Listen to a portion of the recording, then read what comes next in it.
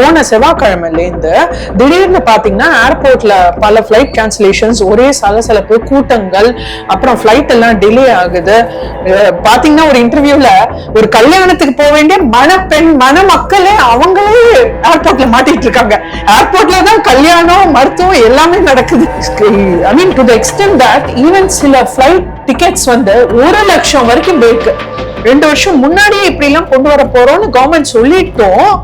அவங்க வந்து அதுக்கான பிளானிங் பண்ணல, வேணும்னே காஸ்ட் குறைக்கணும்ன்றதுக்காக பேசஞ்சர் சேஃப்டிய ஒரு கேள்விக்குறியாக்குறீங்க. பைலட்ஸ நீங்க சம்பளம் குறைவா கொடுத்து சம்பளமும் குறைவா கொடுக்கீங்க, குறைவான பைலட்டும் வச்சுட்டு now what happens? passenger safety is at risk. இந்த ரெகுலேஷன் கொண்டு வந்ததுனாலதான் இவ்வளோ பெரிய லேபர் ஸ்கேம் வெளியில வந்துச்சு, எக்ஸ்போஸ் ஆச்சு. சோ இல்லாட்டி இது யாருக்குமே தெரிஞ்சிருக்காது.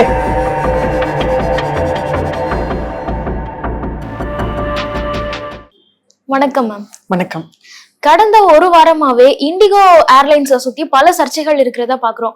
குறிப்பா இந்தியாவோட டொமஸ்டிக் டிராவல்ல ஒரு 60% ஷேரை ஹோல்ட் பண்றவங்க அந்த ஏர்லைன்ஸ்ல இவ்வளவு பெரிய பிரச்சனை அப்படிங்கிறது பொதுமக்கள் பலரையும் ரொம்பவே பாதிப்புக்குள்ளாக்கி இருக்கு அப்படிங்கிறத பார்க்க முடியுது. சோ இந்த பிரச்சனையோட ரூட் காஸ் எங்க இருந்து ஆரம்பிக்குது, இது எப்படி டிராவல் ஆயிட்டு இருக்கு மேம்? கண்டிப்பா. சோ இப்ப பாத்தீங்கன்னா ஏர்போர்ட்ஸ் முழுக்கவே we can see thousands of flight cancellations all over India. இப்ப இன்னைக்கு சிச்சுவேஷனும் பாத்தீங்கன்னா டெல்லியில 134 ஃபிளைட் கேன்சல் ஆயிருக்கு, பெங்களூர்ல 120 ஃபிளைட், ஹைதராபாத்ல 100, சென்னையில 100 அப்படின்னு பல இடத்துல 500க்கு மேற்பட்ட ஃபிளைட் இண்டிகோ ஃபிளைட் மட்டும் கேன்சல் ஆயிருக்கு இன்னைக்கு மட்டும். சோ இது எப்ப தொடங்குச்சு அப்படின்னு பார்த்தோம்னா டிசம்பர் 2ல இருந்து, போன செவ்வாய்க்கிழமையில இருந்து திடீர்னு பாத்தீங்கன்னா ஏர்போர்ட்ல பல ஃபிளைட் கேன்சலேஷன்ஸ், ஒரே சலசலப்பு, கூட்டங்கள், அப்புறம் ஃபிளைட் எல்லாம் டிலே ஆகுது. சோ இந்த மாதிரி பாத்தீங்கன்னா என்ன பிரச்சனைகள் அப்படின்னு கொஞ்சம் உள்ள போகையில இந்த டிஜிசிஏன்ற ஏர்போர்ட்டோட அத்தாரிட்டி, கவர்மெண்டோட அத்தாரிட்டி, சென்ட்ரல் கவர்மெண்ட் அத்தாரிட்டி, அவங்க வந்து உள்ள போய் பார்க்கையில தான் தெரிஞ்சிச்சு இது வந்து full and full Indigo flight cancellations. அதாவது இண்டிகோ வந்து ஒரு நாளைக்கு 2700 ஃபிளைட் மேல நடப்பு இருக்கிற ஒரு airlines. Like you said, more then 65%, 65% மேல ஃபிளைட்ஸ் இந்தியா முழுக்க இண்டிகோ மட்டுமே ஆப்ரேட் பண்ணுது. அதுக்கு அடுத்து பாத்தீங்கன்னா ஏர் இந்தியா எக்ஸ்பிரஸ். சோ இன்னைக்கு கிட்டத்தட்ட இந்த 2 மேஜர் ஆபரேட்டர்ஸ் தான் இந்தியால இருக்கு. சோ மத்தது பாத்தீங்கன்னா கோ ஏர், ஜெட் ஏர்வேஸ்லாம் அவங்க மூடிட்டாங்க. சோ ஸ்பைஸ் ஜெட், அகாசா எல்லாம் இவங்கெல்லாம் கொஞ்சம் தான், அவங்களது வந்து ஒரு கணிசமான இது இல்ல.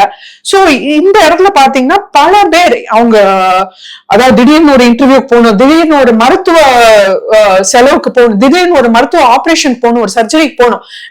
பாத்தீங்கன்னா ஒரு இன்டர்வியூல ஒரு கல்யாணத்துக்கு போக வேண்டிய மணமக்களே அவங்களே ஏர்போர்ட்ல மாட்டிட்டு இருக்காங்க.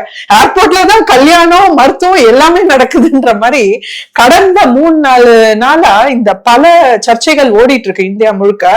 சோ இதுல நிறைய பேர் ரொம்ப அவதிப்பட்டு, சோ நேச்சுரலி என்ன ஆகும், ஒரு இண்டிகோ ஃபிளைட் கேன்சல் ஆகுதுன்னா, சோ நார்மலாவே நம்ம ஒரு நல்ல நாள், ஒரு தீபாவளி, பொங்கல், இந்த மாதிரி ஒரு கிறிஸ்துமஸ் பண்டிகை, நியூ இயர் இதெல்லாம் வரும்போது, லாங் ஹாலிடேஸ் எல்லாம் வரும்போது ஃபிளைட் சார்ஜஸ் சர்ஜ் பிரைசிங் அப்படின்வாங்க. So demand paste pricing. So demand அதிகமாக பிரைசிங் ஆட்டோமேட்டிக்கா கூடும். சோ இண்டிகோ ஃபிளைட் இப்படி கேன்சல் ஆக மத்த ஃபிளைட், மத்த இடங்கள்ல மத்த பிளைட்ஸ் நிறுவனங்கள் நேச்சுரலா அவங்க ஃபிளைட் ரேட்டா எக்கு தப்பா தாறு மாற they started rising. எந்த அளவுக்குன்னு பாத்தீங்கன்னா டெல்லிக்கு போற ஃபிளைட்லாம் 35,000, 40,000, பாம்பே, டெல்லி எல்லாம். I mean to the extent that even சில ஃபிளைட் டிக்கெட்ஸ் வந்து 1 லட்சம் வரைக்கும் போயிருக்கு.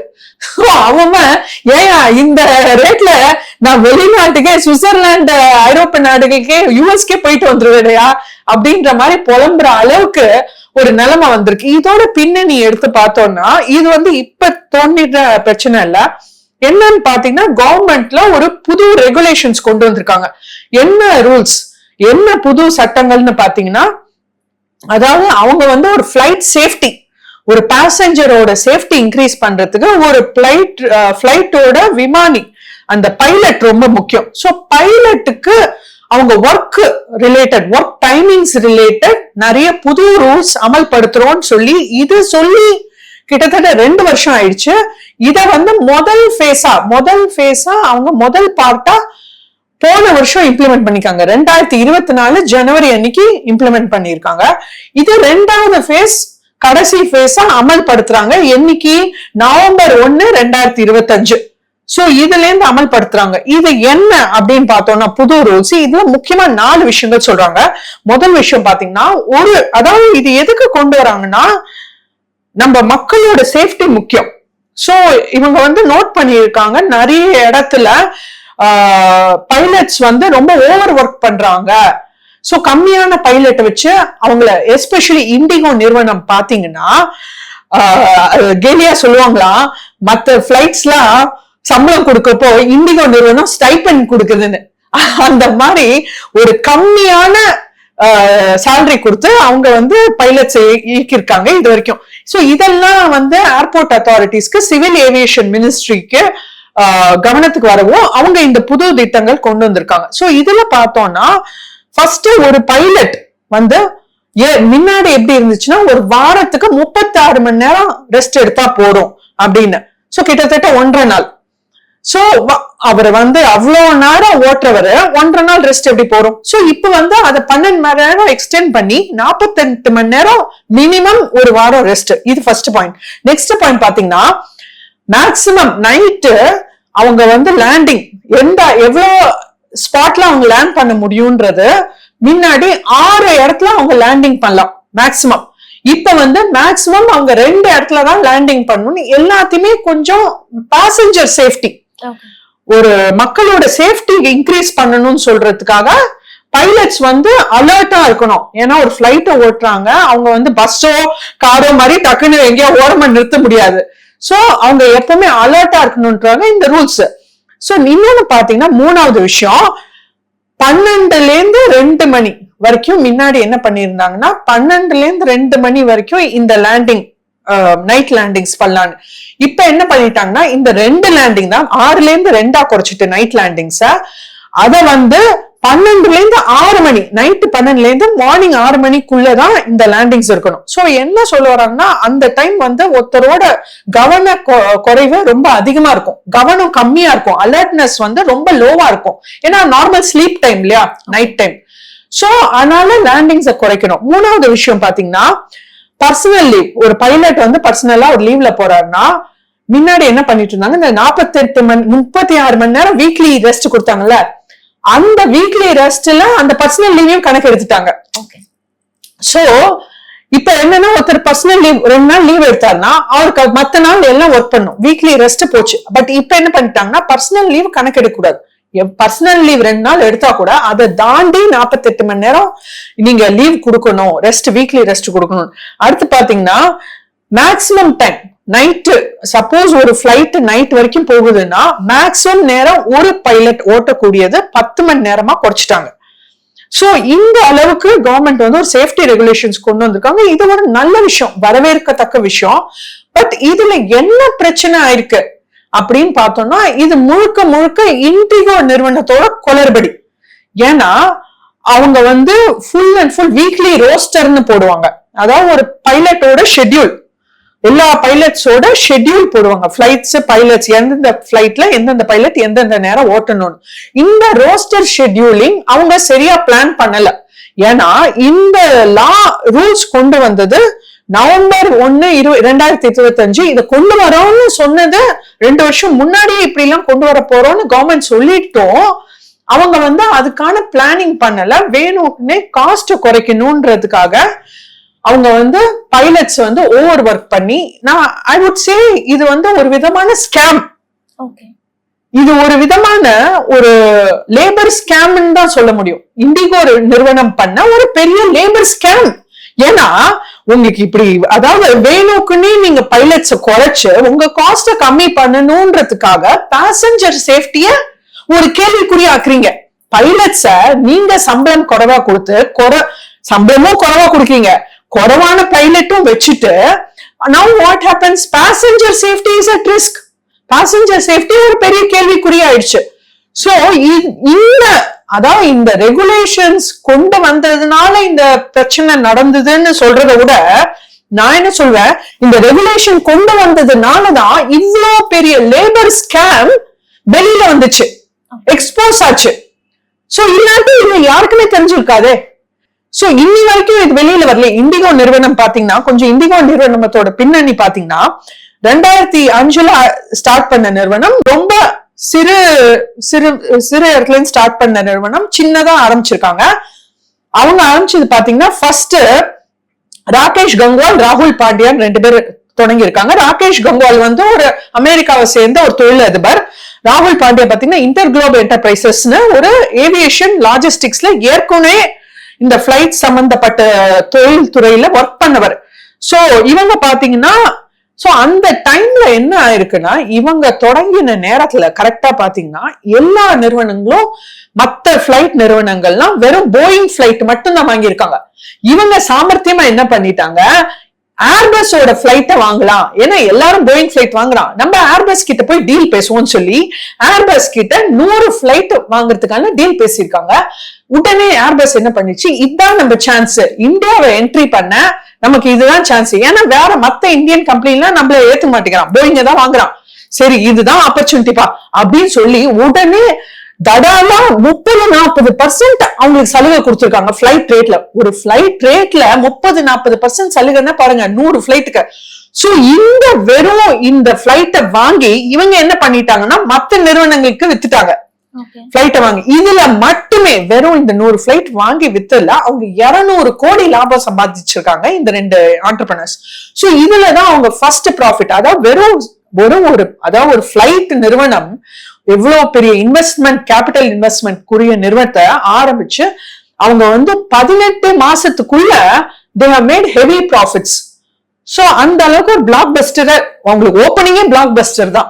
அண்ட் அவங்க பாத்தீங்கன்னா ஐபிஓ போயிருக்காங்க 2015 அண்ட் 2023 பாத்தீங்கன்னா அவங்க புது பிளைட், அதான் எந்த அளவுக்கு அவங்க வளர்ச்சின்னு பாத்தீங்கன்னா அவங்களோட மெயின் பாயிண்ட், மெயின் போக்கஸே எல்லாருக்கும் பிளைட் கொடுக்கணும், எல்லாருக்கும் எல்லாம் சொல்றோம்ல அந்த மாதிரி நல்ல நல்ல ஒரு குறிக்கோள் தான், எல்லாருக்கும் குறைஞ்ச விலையில சீப்பான பிளைட் கொடுக்கணும். சோ 2023 500 பிளைட், அதாவது எந்த அளவுக்குன்னா இந்தியாவோட பிளைட் இண்டஸ்ட்ரியே ஈவன் மினிஸ்டர்ஸே திரும்பி பாக்குற அளவுக்கு, ஆச்சரியமா திரும்பி பாக்குற அளவுக்கு 500 பிளைட் ஆர்டர் பண்றாங்க. இவங்க என்ன, இவங்களோட அதாவது எந்த அளவுக்கு இவங்க வந்து க்ரோ ஆயிருக்காங்கன்னா, இவங்களோட மெயின் எய்மே பிளைட்டை வந்து சீப்பா கொடுக்கணும், at the same time extra cost எல்லாம் கட் பண்ணு. இப்போ ஒரு பிளைட்ல பாத்தீங்கன்னா எக்ஸ்ட்ரா நமக்கு வந்து கால் வைக்கிறதுக்கு ஸ்பேஸ் கொடுப்பாங்க, சாப்பாடு ஏதாவது கொடுப்பாங்க, இந்த விஷயங்கள்லாம் அவன் பிளைட் டிக்கெட்ல சேர்த்துருவான். இவங்களோட வேவே நோ ஃப்ரில் அப்ரோச், அதாவது எந்த எக்ஸ்ட்ராவும் கொடுக்காம எக்ஸ்ட்ராவெல்லாம் கட் பண்ணு, பட் டிக்கெட்டை லோவஸ்ட் ரேட்டு கொடு அப்படின்ற ஒரு அப்ரோச்ல இவங்க தொடங்கி செம்ம சக்சஸ். ஏன்னா இந்தியா மாதிரி ஒரு எக்கானமிக்கு we are a developing country.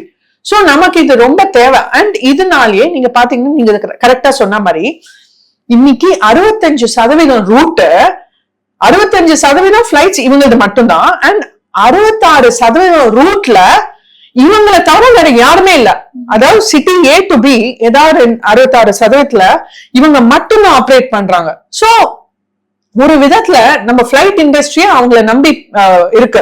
இதுல பாத்தீங்கன்னா இப்ப சிஇஓ பீட்டர், இந்த இஷ்யூனால சிஇஓ பீட்டர் எல்பயர்ஸ்க்கு இவங்க ஒரு ஷோ காஸ் நோட்டீஸ் கொடுத்திருக்காங்க கவர்மெண்ட்ல இருந்து. சோ கவர்மெண்ட் பண்ண விஷயங்கள் பாத்தீங்கன்னா ஃபர்ஸ்ட் இதனால என்ன விளைவுகள் அத பார்ப்போம். சோ என்ன விளைவுகள் பாத்தீங்கன்னா, இன்னி வரைக்கும் 6 லட்சம் பேசஞ்சர்ஸ் வந்து இதனால கேன்சலேஷன் ஆயிருக்கு. 6 லட்சம் பேசஞ்சர்ஸ்க்கு, மக்களுக்கு. அப்புறம் 827 கோடி லாஸ் ஆயிருக்கு. அப்புறம் 500 பிளைட்ஸ், இன்னைக்கு மட்டும் 500 பிளைட்ஸ், பல ஆயிரம் பிளைட்ஸ் இது வரைக்கும் ஆயிருக்கு. பட் இன்னைக்கு இப்ப கொஞ்சம் கொஞ்சம் மீண்டு வராங்க, ஏன்னா டிசம்பர் 2ல இருந்து போயிட்டு இருக்கு. சோ இன்னைக்கு இவ்வளவு நாள் கழிஞ்சே இன்னும் அவங்க ஃபுல்லா நிலைமைக்கு வர முடியல. சோ 500 பிளைட் கிட்ட கேன்சல் ஆயிருக்கு. சோ இதோட இம்பாக்ட் பாத்தீங்கன்னா மக்கள், பொது ஜனங்கள் யார அவதிப்படுறாங்க பாத்தீங்கன்னா, நம்ம நடுத்தர பொது ஜனங்கள். சோ ஏன்னா அவங்களால ஒரு சடன் ஒரு மருத்துவ தேவைக்கோ, சடன் ஒரு பிசினஸ் மீட்டிங்கோ எதுக்குமே போக முடியாம அவங்க எல்லா இடத்துலயும் ஸ்டக் ஆயிருக்காங்க. நிறைய பேருக்கு பேகேஜ் பிளைட் டிலே ஆனதுனால அவங்களோட பேக் எல்லாம் ஏதாவது ஒரு பிளைட்ல ஸ்டக் ஆயிருக்கு, பேக் வரல. சோ இன்னைக்கு மட்டுமே 3000 பேருக்கு என்னைக்கோ வர வேண்டிய பேகேஜ இன்னைக்கு கொடுக்குறாங்க 3000 பேருக்கு. சோ தினம் இப்படி கொஞ்சம் they are trying to stabilize, but இன்னும் முடியல. அவங்க ப்ராமிஸ் பண்ணிருக்கிறது இண்டிகோ டிசம்பர் 10 கூட நாங்க வந்து கம்ப்ளீட்டா நார்மலுக்கு வந்துருவோம்னு சொல்லியிருக்காங்க. பட் அது இன்னுமே ஒரு கேள்விக்குறியா இருக்கு. ஏன்னா இன்னி நிலைமையில கூட 500 ஃபிளைட் கேன்சல் ஆயிருக்கு. சோ இதனால என்னன்னு பாத்தீங்கன்னா, ஃபர்ஸ்ட் திங் பாத்தீங்கன்னா, இந்த கவர்மெண்ட் என்ன சொல்லியிருக்குன்னா, இது ஃபுல் அண்ட் ஃபுல் இன்னைக்கு கூட பார்லிமெண்ட்ல நம்ம மிஸ்டர் ராம்மோகன் நாயுடு, நம்ம சிவில் ஏவியேஷன் மினிஸ்டர், அவர் பேசியிருக்காரு. இன்னைக்கு கூட பார்லிமெண்ட்ல பேசியிருக்காரு, இப்பதான் கொஞ்ச நேரம் முன்னாடி. தட் இது வந்து ஃபுல் அண்ட் ஃபுல் இண்டிகோவோட ப்ராப்ளம், அவங்க உள்ள இருக்கிற குளறுபடி. It's a failure on the part of the management of Indigo. So இண்டிகோவோட CEO மிஸ்டர் பீட்டர் எல்பர்ஸ், அவர் பாத்தீங்கன்னா நல்ல நெதர்லாண்ட்ஸ் சார்ந்தவர், இந்த பிளைட் துறையில நல்ல தேர்ச்சி பெற்றவர். முன்னாடி பாத்தீங்கன்னா KLM ராயல் டச்லாண்ட்ஸ் அப்படின்ற ஒரு கம்பெனியில ஒர்க் பண்ணவர். சோ அவர் நல்ல ஒரு தேர்ச்சி பெற்றவரை எடுத்திருக்காங்க. ஆனா சம்ஹவ் அவரால இந்த ஒரு சட்டத்து மாற்றங்களுக்கு அவர் ப்ரிப்பேர் ஆகல. சோ இன்னுமே இப்ப கவர்மெண்ட்ல என்ன பண்ணிருக்காங்கன்னா, ஃபர்ஸ்ட் சிஇஓக்கு ஒரு நோட்டீஸ் அனுப்பியிருக்காங்க, இதெல்லாம் நீங்க எக்ஸ்பிளைன் பண்ணும் எங்களுக்கு அப்படின்னு சொல்லி ஒரு இன்கொயரி கமிட்டி போட்டு ஃபுல்லா என்கொயரி பண்ணிட்டு இருக்காங்க. சோ நெக்ஸ்ட் பாத்தீங்கன்னா, இது வரைக்கும் வெளிவந்த தகவல்ல பாத்தீங்கன்னா, அவங்க ரோஸ்டர் பிளானிங் சரியா பண்ணல. அதனால என்ன ஆயிடுச்சு, குறைஞ்ச பைலட் வச்சு அவங்களால புது விதிகளுக்கு அவங்களால they couldn't comply with the new rules.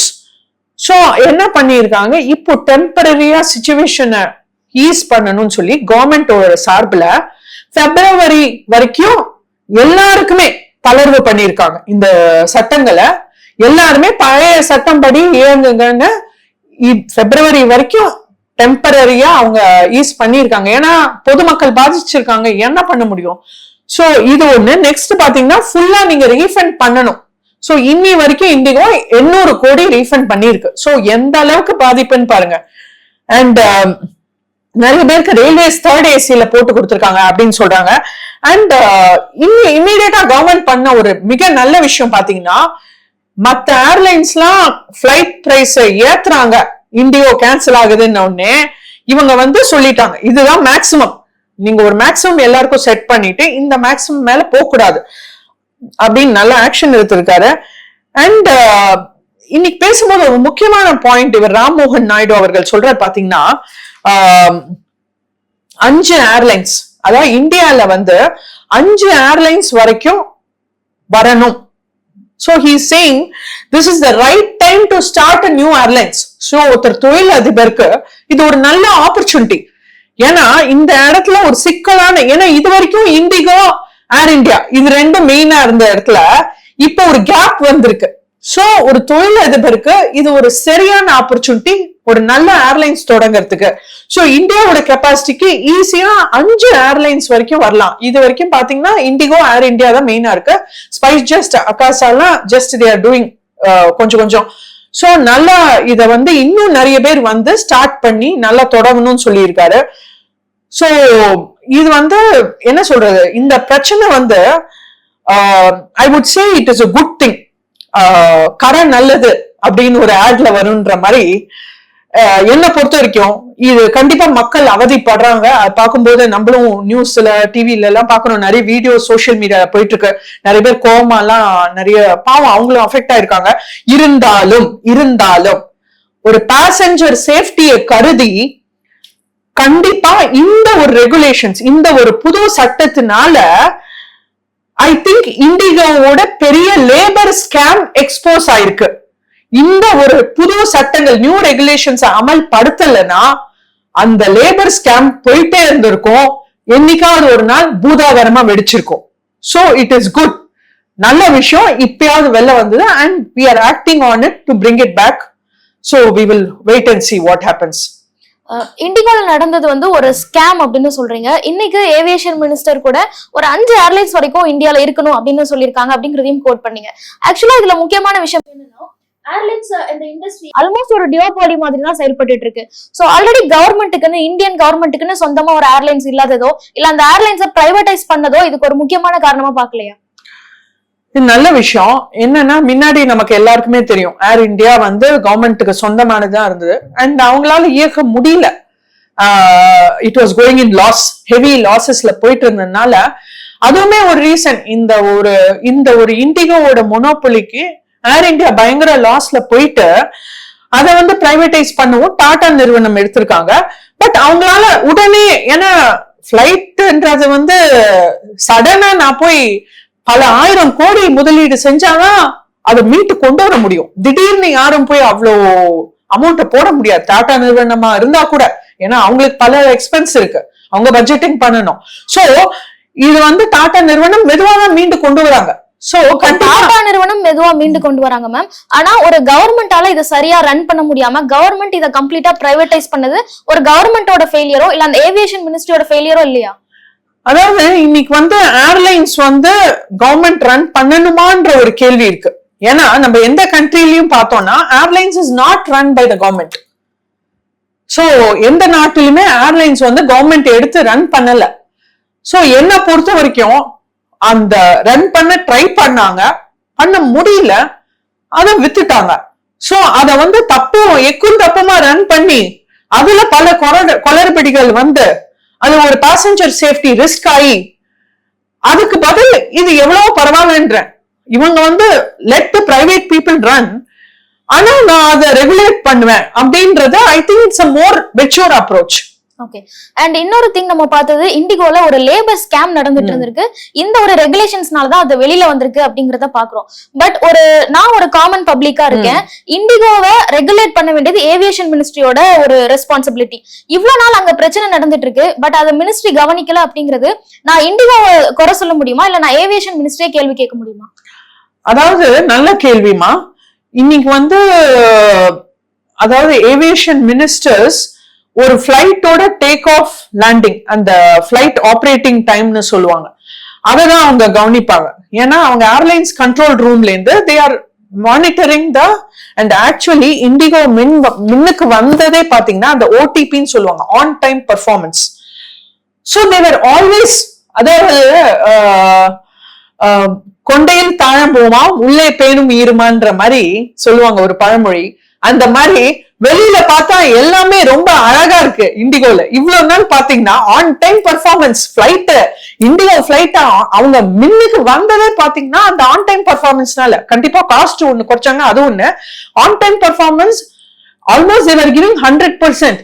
And மத்த பிளைட்லாம் இப்போ ஒரு பிளைட் லேண்ட் ஆகி டேக் ஆஃப் ஆகுது இல்ல திருப்பியும், அந்த டியூரேஷன் பாத்தீங்கன்னா மத்த பிளைட் எல்லாம் பாத்தீங்கன்னா 1 hour 45 minutes இப்படி எடுத்தாங்க. ஆனா இண்டிகோ பாத்தீங்கன்னா 20-25 நிமிஷத்துக்குள்ள ஒரு பிளைட் லேண்ட் ஆகி அடுத்த டேக் ஆஃப்க்கு ரெடி ஆகுது.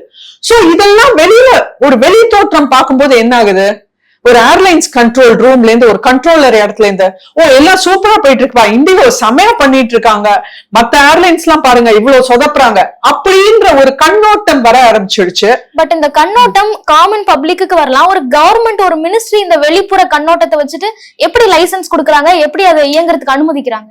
கண்டிப்பா நல்ல கேள்வி. ஏன்னா அவங்க வந்து they were doing all the things right from the outside angle. So ஏன்னா வெளியில இருந்து பார்க்கும்போது இவங்க ஏர்லைன்ஸ் வந்து ரோஸ்டர் ப்ரிப்பேர் பண்றதோ, எனக்கு இவ்வளவு பைலட்ஸ் வேணுங்கிறதோ அவங்க வந்து அவங்களோட இன்டர்னல் விஷயம். இத வந்து கவர்மெண்ட் வந்து உள்ள பூந்து பார்க்காது. கவர்மெண்ட் என்ன பார்க்கும், நீ கரெக்டா டேக் ஆஃப் ஆறியா, லேண்ட் ஆறியா, கரெக்டா பேசஞ்சர்ஸ் சேஃப்டி மெயின்டைன் பண்றியா, இதெல்லாம் தான் பார்க்கும். எவ்வளவு ஆக்சிடென்ட்ஸ் ஆயிருக்கு, எவ்வளவு கிராஷ் ஆயிருக்கு, எவ்வளவு பிளைட்ஸ் வந்து ஏதோ ஒரு குளறுபடியால கேன்சல் ஆயிருக்கு. சோ இதெல்லாம் பார்க்கும்போது அவங்க கொடுத்த நம்பர்ஸ், ரிப்போர்ட்ஸ் அவங்க சப்மிட் பண்ணுவாங்கல்ல, quarterly reports, half yearly reports, இந்த பைனான்சியல் ரிப்போர்ட்ஸ் மற்ற ரிப்போர்ட்டிங்லாம் கரெக்டா இருந்திருக்கு. சோ மேபி அது அவர் பீட்டர் எல்பர்ஸ் கூட காரணமா இருந்திருக்கலாம். ஏன்னா அவரோட ஏவியேஷன் துறை அனுபவம் எல்லாத்தையும் கரெக்டா சப்மிட் பண்ற அளவுக்கு கரெக்டா இருந்திருக்காரு. அதுக்குதான் அவங்க இன்கொயரி கூப்பிட்டு இருக்காங்க. ஏன்னா வெளியில நீங்க எல்லாத்தையும் கரெக்டா சப்மிட் பண்றீங்க, அப்போ உள்ள உங்களோட இந்த குளறுபடிய ஏன் நீங்க இவ்வளவு நாள் விட்டு வச்சீங்க அப்படின்ற ஒரு கேள்வி வருது. சோ இத வந்து கண்டிப்பா அவர் ராம்மோகன் நாயுடு அவர்கள் சொல்லியிருக்காரு, இனிமே நாங்க will be even more strict. So இந்த ஒரு விஷயம் நிறைய விஷயத்த எக்ஸ்போஸ் பண்ணிருக்கு. அதனால இனிமே நாங்க இன்னுமே நாங்க ரூல்ஸ் கொண்டு வரப்போறோம், இன்னுமே நாங்க ஸ்ட்ரிக்டா எல்லாருமே இந்த ஏர்லைன்ஸ் மட்டும் இல்ல எல்லாருமே இன்னும் ரொம்ப தீவிரமா கண்காணிக்க போறோம்ன்றத அவர் பார்லிமெண்ட்ல ஓப்பனாவே பேசியிருக்காரு.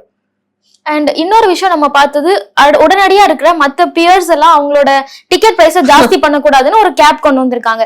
பட் இது ரொம்ப லேட் இல்லையா மேம்? ஆல்ரெடி ஃபெஸ்டிவ் டைம்ஸ்ல ரொம்ப வெக்கேஷன் டைம் எல்லாம் ஃபிளைட்டோட பிரைஸ் ரொம்ப ஜாஸ்தியா இருக்கும். இன்ஃபேக்ட் நமக்கு பஸ்ஸஸ்ல ஆம்னி பஸ்ல கூட இந்த ப்ராப்ளம் இருக்கு.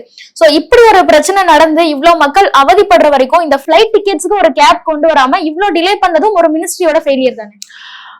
மினிஸ்ட்ரியோட ஃபெயிலியர்னு சொல்றதை விட ஐ திங்க் சடனா ஒரு விஷயம் ஆகும்போது அட் மினிஸ்ட்ரி லெவல் திடீர்னு நம்ம ஒத்த ஆளா யாருமே டெசிஷன் எடுக்க முடியாது. First they have to consult indigo. ஏன்னா இது ஒரு டெம்பரரி ஃபெயிலியரா இல்ல இது நீடிக்குமா, எதனால சடனா திடீர்னு பார்த்தா ஃபிளைட் எல்லாம் கேன்சல் ஆகுது, திடீர்னு ஏர்போர்ட்லாம் எக்கச்சக்க பேர் டிலே ஆகுது, பேகேஜ் டிலே ஆகுது, நிறைய பேரால டிராவல் பண்ண முடியல. இப்படி திடீர்னு சடனா ஒண்ணு ரைஸ் ஆகும்போது நம்ம என்ன நினைப்போம்? இது இப்ப நம்ம கொரோனா வந்தப்போ கூட பார்த்தோம்னா நம்ம என்ன நினைச்சோம்? nobody thought, even I didn't think இவ்வளவு வருஷங்கள் நீடிக்கும் ஒரு சாதாரண ஒரு வைரஸ் இல்லையா. நம்ம என்ன நினைச்சோம்? ஃபர்ஸ்ட் லாக்டவுன் அனௌன்ஸ் பண்ணும்போது சரி ஒரு 2 நாள் லாக்டவுன், 3 நாள், ஒரு வாரம் லாக்டவுன் இருக்கும்னு. ஆனா மாச கணக்கா நம்மளும் எப்படா லாக்டவுன் ரிலீஸ் பண்ணுவோம், எப்படா ரிலீஸ் பண்ணுவோம்னு வெயிட் பண்ணிட்டு இருந்தோம். ஞாபகம் இருக்கா உங்களுக்கு அந்த காலங்கள்? அந்த மாதிரி இது என்ன இருக்குன்னா first day or second day they were thinking it's a temporary issue, டக்குனு சால்வ் ஆயிடும். அவங்க ஏன்னா they are since 2005 20 years நடக்கிற ஒரு நிறுவனம், மிகப்பெரிய ஒரு பீட்டர் எல்பர்ஸ்ன்ற ஒரு ரொம்ப இந்த துறையை சார்ந்தவர், துறையில ரொம்ப எக்ஸ்பர்ட் ஆனவர், அது இந்தியாவில மட்டும் இல்ல உலகம் முழுக்க எக்ஸ்பர்ட் ஆனவர், அவர் சிஓ இருந்து நடத்துறவர். சோ எப்படி ஒரு மிஸ்டேக் வரும்னு யாரு நினைப்பாங்க சொல்லுங்க? So first you think this problem is small, சரி இத நம்ம ஊதாரமா பண்ண வேண்டாம், அவங்க சால்வ் பண்ணுவாங்கன்னு நினைச்சிருக்காங்க. ஆனா சால்வ் ஆகாம ஒரு லிமிட்டை தாண்டி அத அவங்க சால்வ் பண்ணுவேன்னு சொல்லிட்டு இருக்காங்க. ஆனா சால்வ் ஆகல. அப்பதான் இவங்க இறங்கி உடனே அந்த flight cap, ticket price cap போடவும், டிக்கெட் பிரைஸ் இவ்வளவுதான் இருக்கணும், அதிக சதவீதம் போடுவோம், அந்த கொஞ்சம் டிலே ஆயிருக்கு. ஏன்னா ஒரு மினிஸ்டர்ன்றவங்க நீங்க யோசிச்சு பாருங்க, டக்குன்னு ஒரு அனௌன்ஸ்மெண்ட், ஒரு வார்த்தையை விட முடியாது. ஏன்னா ஒரு வார்த்தைக்கு அவ்வளவு இம்பாக்ட். சோ இன்னைக்கெல்லாம் சோசியல் மீடியா இருக்கு, ஒரு விஷயம் நம்ம பேசணும்னா உடனே வைரல் ஆகுது. சோ லிட்டரலி இந்த விஷயம் you can see hourly update வருது சோசியல் மீடியால. இந்த இன்னைக்கு இவ்வளவு ஃபிளைட் கேன்சல், 6 மணி வரைக்கும் இவ்வளவு ஃபிளைட் கேன்சல், 7 மணி வரைக்கும் இவ்வளவு ஃபிளைட் கேன்சல். சோ இந்த அளவுக்கு எல்லா விஷயம் வைரல் ஆகுற நேரத்துல டக்குன்னு ஒரு மினிஸ்டரா இருக்கவர் மிஸ்டர் ராம்மோகன் நாயுடு டக்குன்னு ஒரு வார்த்தை விட முடியாது. ஓகே, ஆஃப்டர் தி இன்சிடென்ட் அவங்களால அப்படி பேச முடியாது. பட் இதெல்லாம் நடக்கிறதுக்கு முன்னாடியே கேக்குறேன், ஃபிளைட் டிராவல் அப்படிங்கிறது இந்தியால ரொம்ப முக்கியமான ஒரு செக்டரா பாக்குறோம். சோ இதுக்கு ஒரு கேப் இல்லாம இவ்வளவு நாள் இருந்திருக்கு அப்படிங்கறதே ரொம்ப ஷாக்கிங்கான நியூஸா இருக்குல்ல. டு பி ஹானஸ்ட் நம்ம பார்த்தோம்னா எந்த கண்ட்ரிலயும் இந்த மாதிரி கேப் இல்ல. அண்ட் நம்ம ஊர்ல not only flight, any transport if you take, பஸ்ஸா இருக்கட்டும், ரயில்வேஸா இருக்கட்டும், we don't have a cap. So ரயில்வேஸ்க்கு கேப் இருக்குல்ல, ஃபிக்ஸட் ரேட் தான் இல்ல. if you take Tatkal now, Tatkal is based on surge இல்லையா, demand surge தான். பட் டிமாண்ட் பொறுத்து பிரைஸ் ஃப்ளக்சுவேட் ஆகுறது இல்ல, surge pricing தானே. Tatkal பார்த்தோம்னா இப்ப ரீசெண்டா they brought Tatkalக்கு ஃபிக்ஸட் பிரைसेस தானே, டிமாண்ட் பொறுத்து ஃப்ளக்சுவேட் ஆகுறது இல்ல. ஆகுது, சர்ச் பிரைசிங் தான் ஆகுது. நீங்க பாத்தீங்கன்னா இப்ப Tatkal booking, because I have not booked, ஏன்னா நானும் இப்ப ஃபிளைட் தான் ஜாஸ்தி யூஸ் பண்றேன். But recently when I tried to book ஒரு இதுக்காக, அப்ப பாத்தீங்கன்னா the prices were racing and going back and down. Chennai to Bangalore I was trying to book, திடீர்னு பாத்தீங்கன்னா 2000 இருந்துச்சு, திடீர்னு பாத்தீங்கன்னா it was going to 3,500. So we don't have a cap on any transport prices, but that's a good point. நல்ல விஷயம். Maybe இதுக்கு மேல aviation ministry இதுல இருந்து ஒரு லெசன் எடுத்து maybe they will do it. We'll all wait and watch, but that is a good thing. நீங்க சொல்றது ஒரு நல்ல விஷயம். ஏன்னா இது ஒரு பேசஞ்சர் சேஃப்டிக்கா, பேசஞ்சரோட பிசிக்கல் சேஃப்டி எவ்வளவு முக்கியமோ நம்ம பேசஞ்சரோட ஒரு பைனான்சியல் சேஃப்டி பார்க்கணும். நான் ஒரு நம்பிக்கையோட ஒரு இடத்துக்கு போறேன், நான் சப்போஸ் ஒரு பாம்பே போறேன்னா நான் போகும்போது 1500 ஃபிளைட் கொடுத்து போயிருப்பேன். எனக்கு சப்போஸ் திடீர்னு நான் பாம்பேல ரிட்டர்ன் ஆகும் 2-3 நாள்ல, திடீர்னு பார்த்தோம்னா ஃபிளைட் பிரைஸ் 10,000 20,000 போச்சுன்னா my financial safety is under question. So maybe this is as a lesson for the aviation ministry. And நிறைய மக்கள் இதனால பாதிக்கப்பட்டிருக்காங்க. அவங்களுக்கு எல்லாம் ஆப்வியஸா காம்பன்சேஷன்ஸ் எல்லாம் கொடுக்கணும். சோ அது சம்பந்தமா கவர்மெண்ட்ல இருந்து இண்டிகோக்கு என்ன ரெகுலேட் பண்ணிருக்காங்க? கவர்மெண்ட் இதை க்ளோஸா வாட்ச் பண்றாங்களா? கண்டிப்பா நல்ல விஷயம். ஏன்னா government has put a rule on IndiGo. அவங்க வந்து ஆல்ரெடி ஷோகாஸ் நோட்டீஸ் கொடுத்திருக்காங்க பீட்டர் எல்பஸ் சிஓக்கு, இண்டிகோ சிஓக்கு அண்ட் இண்டிகோ நிறுவனத்துக்கு. அவங்க they have put a rule that by December 10 எல்லாருக்கும் 100% ரீஃபண்ட் பண்ணணும்னு அதை யாருக்குன்னே அமல்படுத்துறது பாக்குறோம். இன்னி வரைக்கும் 800 கோடி ரீஃபண்ட் பண்ணிருக்காங்க. சோ இன்னும் ரீஃபண்ட் பண்ணிட்டே இருக்காங்க. It's on going process. முடிவா என்ன சொல்ல விரும்புறேன்னா, கண்டிப்பா எந்த ஒரு துறையும் எடுத்தோம்னா ஒரு புயலுக்கு பின் அமைதி அப்படின்னு சொல்ற மாதிரி ஒரு சர்ச்சை கிளம்பும் போதுதான் சில விஷயம் எக்ஸ்போஸ் ஆகும், அந்த இண்டஸ்ட்ரியை ரெகுலேட் ஆகும். So maybe we will look at a new era of aviation. இந்த இடத்துல இந்த ஒரு புதிய யுகம் ஏவியேஷன் இண்டஸ்ட்ரிக்கு, பிளைட் இண்டஸ்ட்ரிக்கு தொடங்குதுன்னு நம்ம வச்சுக்கலாம். Let it be a positive thing. நம்ம மக்களுக்கு பயனுடைய விஷயமா இருக்கும்னு நான் நம்புறேன். Thank you ma'am. Thank you ma'am.